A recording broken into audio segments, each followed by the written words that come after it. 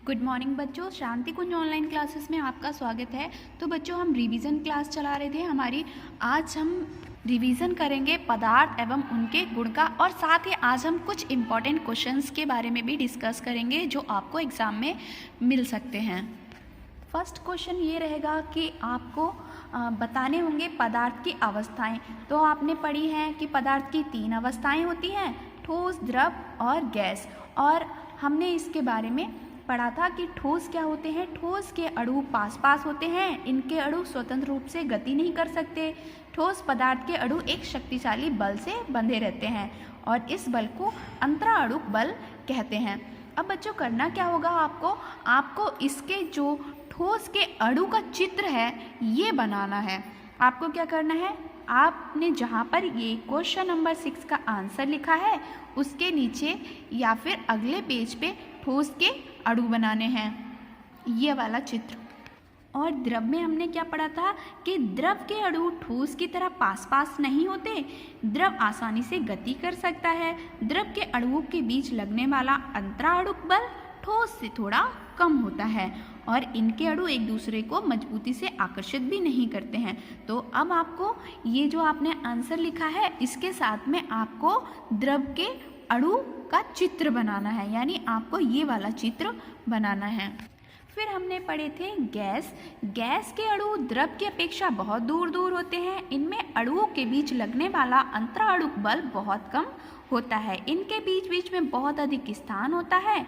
ये किसी भी दिशा में गति कर सकते हैं और गैस का आयतन और आकार निश्चित नहीं होता है। और अब आपको क्या करना है, इस आंसर के साथ में आपको गैस के अणु का ये वाला चित्र भी बनाना है। चलिए अब हम अपनी एक्सरसाइज को याद करते हैं। कैसे करेंगे?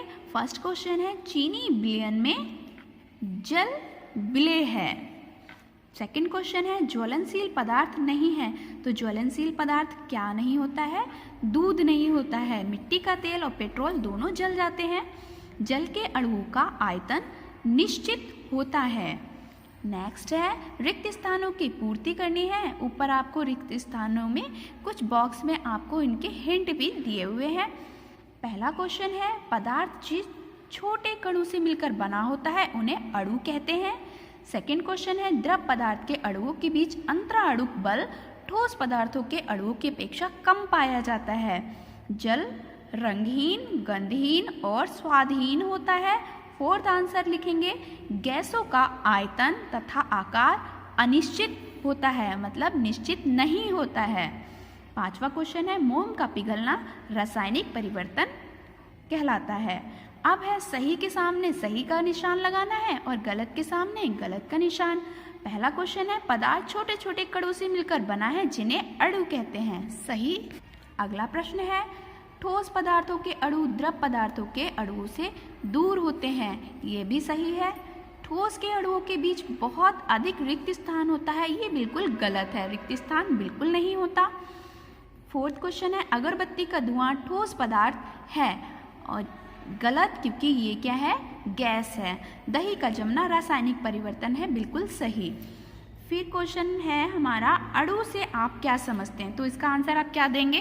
तो इसका आंसर देंगे, पदार्थ सूक्ष्म कणों से मिलकर बने होते हैं, इनको अणु कहते हैं।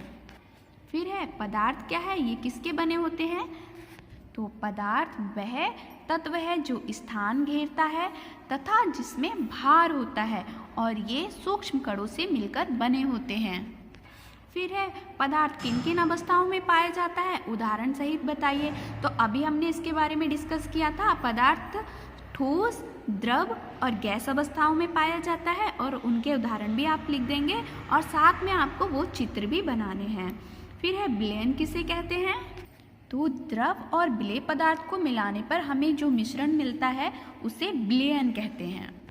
नेक्स्ट क्वेश्चन है, रासायनिक व भौतिक परिवर्तन क्या हैं?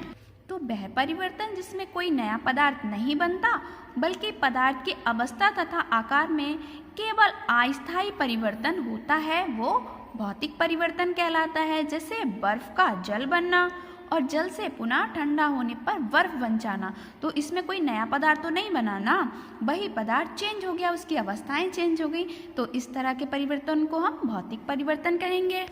और वह परिवर्तन जिसमें कोई नया पदार्थ बनता है और मूल पदार्थ से स्थायी परिवर्तन हो जाता है रासायनिक परिवर्तन कहलाता है। जैसे कागज का जलना। अब कागज जब जलेगा तो क्या हम उसे दोबारा से कागज या कुछ और बना सकते हैं? नहीं।